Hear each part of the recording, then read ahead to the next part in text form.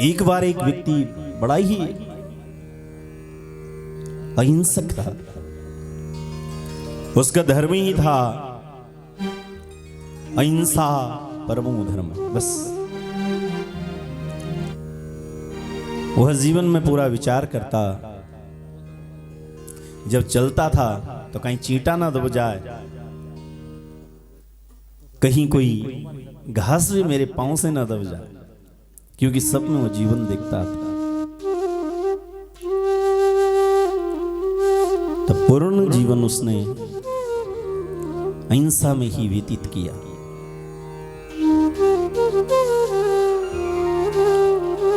आया है सो जाएगा राजा रंग फकीर। लेकिन दुनिया की एक रीत है, जो दुनिया में आता है अवश्य दुनिया को छोड़ के उसे जाना पड़ता है। एक दिन उसका समय भी आया तो दिव्य विमान प्रकट हुआ। उसमें देवताओं के पार्षद थे और पार्षदों ने उसे दिव्य विमान पर बैठाया और स्वर्ग की ओर ले गए। तो जैसे ही वो विमान उड़ रहा था,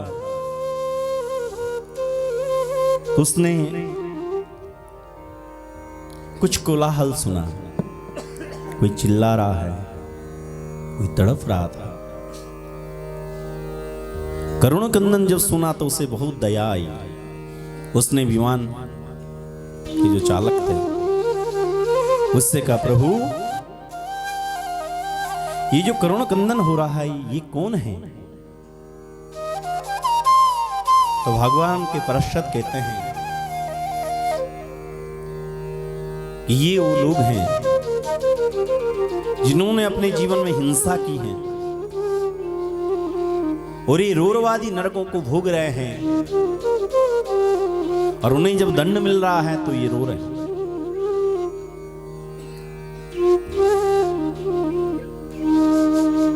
इस महात्मा ने हाथ जोड़े कहा, प्रभु ये किस कारण से इस नरक से बाहर निकल सकता है? क्या कुछ ऐसा कुछ करें कि नरक की वेदना इनसे छूट जाओ।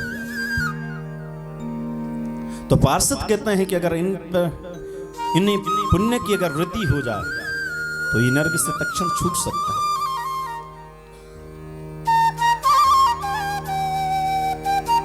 तो इस व्यक्ति ने अपने मन में ठान लिया, साधुता थी तो मन में सोचने लगे, जितने भी मेरे पुण्य हैं मैं सब इनको दान कर देता हूं। इनका जो कष्ट है उसे अपने सर ले लेता हूं। इनके बदले दुख मैं भोगूं, यातना मैं भोगूं, लेकिन ये सब चले जाएं दिव्य धाम को तो इससे बढ़कर कुछ है। उसी समय देवताओं के उस विमान को मैंने सुना है कि उसने नरक के द्वार पर उतार दिया,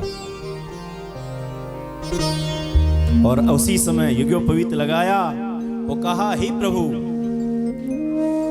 हे चिदात्मक शक्ति, हे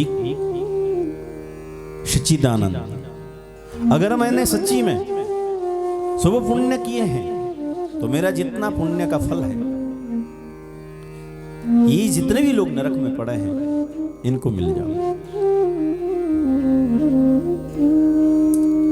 ऐसा करते हुए संकल्प कर दिया। उनका पुण्य जो था वह सब पापियों में उन्होंने दे दिया। सब पापी चतुर्भुज रूप में प्रकट हो गए। सब विमान की ओर दौड़ पड़े और विमान पर बैठ गए। उसी समय भगवान विष्णु वहां प्रकट होते हैं और कहते हैं कि तुझ जैसा दानी आज तक देखा नहीं। जब भी हम कोई दान करते हैं तो उससे पुण्य बढ़ता है, और तुमने वही पुण्य उठा करके दान कर दिया तो इसकी महिमा अनंत बढ़ गई है। आप हमारे सभासदों में रहोगे, हमारे वैकुंठ धाम पर रहोगे। ऐसा आशीर्वाद देते हुए तो नरक में जो लोग पड़े थे उनको भी उद्धार हुआ, अपने पुण्य में भी वृद्धि हुई। तो कहते हैं जो सत्मार्ग पर चल रहा है वो सत्मार्ग ही प्रशस्त करता है। एक दिन ऐसे ही कहीं कथा चल रही थी, उसमें व्यासदेव जी ने कहा पत्र पुष्प फलम तोया यो मे भक्त्या प्रयक्षति। पत्र हो, पुष्प हो, जल हो, फल हो, कोई भी पत्र चल सकता है। ऐसा नहीं कि आप भोजपत्र चढ़ा रहे हैं, ऐसा नहीं कि बिलपत्र चढ़ा रहे हैं। जो भी पत्ता आपको सृष्टि के अंदर दिखता उसे बस भक्ति रूप में मुझे चढ़ा देना। कोई भी पुष्प हो, विशेष पुष्प कुछ नहीं कहा, कोई भी फूल हो मुझे चढ़ा दे। कोई भी जल हो, उसमें से कोई भी जल, जले विष्णु हो, सारे जल में भगवान विष्णु का वास है। कोई भी एक लोटा जल उठा करके मुझे कोई चढ़ा दे, कोई भी फल हो मुझे चढ़ा दे, तो उसे मैं भक्ति रूप में प्रदान करता हूं।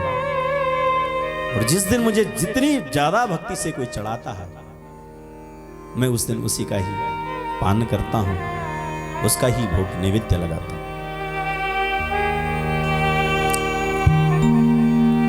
वो शिकार खेलने जा रहा था, उसने सुन लिया।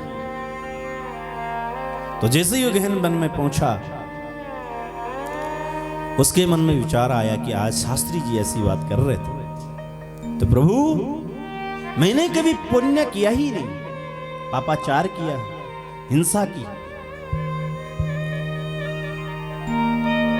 आज मैं आपको एक पुष्पमाला भेंट करना चाहता हूं। उसने एक सुंदर से पुष्पों की माला बनाई। वहां पर एक तालाब था, उस तालाब पर उठा करके वो पुष्पमाला भेंट करती। नारायणार्पणमस्तु, बड़े प्राणों से उसने कहा, और वो माला जो है जल में छोड़ दी।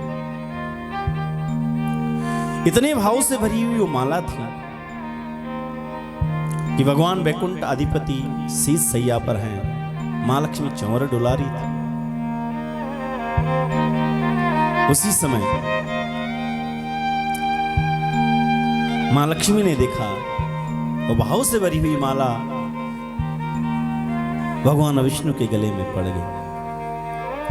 और भगवान विष्णु प्रसन्न हुए और कहा, यो आदर आपने मुझे प्रदान किया है, एक बार 33 कोटि देवता भी आपको यही आदर प्रदान करेंगे। तुम एक घड़ी के लिए इंद्र बन जाओगे। और इस प्रकार से जब वरदान दिया तो कालांतर में वो जो व्याध था उसका शरीर छूटा और देव सभा में पहुंचा। वहां पर चित्रगुप्त महाराज ने कहा कि आपका कोई विशेष पुण्य नहीं है, हिंसा में जीवन रहा है, लेकिन एक पंक्ति है कि आपको एक क्षण के लिए इंद्र बना दिया जा सकता है। ये भगवान विष्णु का आपको आशीर्वाद है। तब सभी 33 कोटि देवता आदर करने लगे। वृषभवती महाराज ने मंत्र पढ़े और शंख में जल रख करके अभिषेक किया। वो जो व्याध था रोने लगा। उसने कहा, मेरा पुण्य, इतना छोटा सा कर्म करने पर इतना बड़ा पुण्य हुआ। तो जब वो इंद्र की पदवी पर बैठ गया तो बृहस्पति महाराज से पूछने लगा, प्रभु मैं तो बहुत डरा हुआ था, मैंने बहुत हिंसा की जीवन में, लेकिन मैं यहां पर हूं, तो क्या पुण्य रहा होगा? बृहस्पति महाराज ने कहा, आपने जो है भगवान विष्णु को एक दिन माल्य अर्पण किए, भगवान प्रसन्न हुए और कहा, जो आदर तुमने मुझे प्रदान किया है, तुम्हें 33 कोटि देवता एक दिन यही आदर प्रदान करेंगे, एक घड़ी के लिए तुम इंद्र पद को प्राप्त होंगे। तो व्याध फिर पूछने लगा, प्रभु सर्वश्रेष्ठ कर्म क्या? तो बृहस्पति महाराज कहते हैं, अददानात् भवेत् दरिद्रो दरिद्र भावाति करोति पापम पापम प्रभावे नरकम प्रयाति पुनर्दरिद्री पुनरेव पापी। जिसको भी कष्ट मिलता है, जिसको भी नरक मिलता है, वो दान का अभाव। जो व्यक्ति दान करेगा वो अगले जन्म में धनाढ्य कुल में जन्म होगा, संस्कारित कुल में जन्म होगा। क्षुधा तृष्णा जब शांत हो गई तो व्यक्ति पाप पर नहीं उतरता, और जो दान नहीं करेगा वो गरीब घर में जन्म लेगा। गरीब होने पर घर का पालन पोषण करने के लिए चोरी करे, कुछ गलत काम करे, परेशानी उसके जीवन में चलेगी, हिंसा भी आई, उस पे उसका फिर पाप बढ़ जाएगा, फिर वो नरक चला जाएगा। और 84 लाख योनियों में जब फिर मनुष्य योनि आएगी तो दान का अभाव होने से ऊपर दरिद्री हो जाए। इसलिए दान से बढ़कर कुछ है ही नहीं। तो ये व्याध जो एक घड़ी के लिए इंद्र बना था, इसने कहा, बृहस्पति महाराज क्या मैं दान कर सकता हूं? बृहस्पति महाराज कहने लगे, क्या नहीं कर सकते, आप देवराज, आप एक घड़ी के लिए बने कोई बात नहीं, लेकिन पूरा अधिकार आपका। तो बोले, प्रभु मैं अभी यज्ञोपवीत लगाता हूं, और जो ये इंद्र आसन है ना, इसे मैं दान करना चाहता हूं। अगर मेरा है तो मैं इसे आज ही दान कर देता हूं। बृहस्पति महाराज ने कहा, हम आपके पुरोहित हैं, आप जो कहोगे मैं करने को तैयार हूं। और संकल्प पड़ा, और त्रिलोक की जो शक्ति है, इंद्र आसन पूरा शतक्रतु शक्र, दशो यज्ञ से जो पदवी मिलती है वही सारा राजपाट दान करती है। उसी समय देवता लोगों में वाह वाह होने लगी और कहा, हम देवता लोग भी चाहते कि हम इंद्र बने, लेकिन नारायण तेरी इतनी बड़ी कृपा, एक घड़ी के लिए किसी को इंद्र बनाए, और 100 यज्ञों का फल एक ही समय में, एक ही संकल्प में उसे प्राप्त हो गया। तो भगवान विष्णु प्रकट हुए और कहा कि आपका पुण्य बहुत बढ़ गया है, आगे के मनमंत्र में तुम्हें इंद्र की पदवी ही मिलेगी, क्योंकि तुमने जो दान किया है वो महादान है। तो कहते हैं कि हमें दान पर भी जोर रखना चाहिए। आए आज की कथा में प्रवेश करते हैं। अखिल ब्रह्मांड नायिका मां भुवनेश्वरी हिरलक्ष्या के चरणों में प्रणाम करता हूं। मणिद्वीप में निवास करने वाली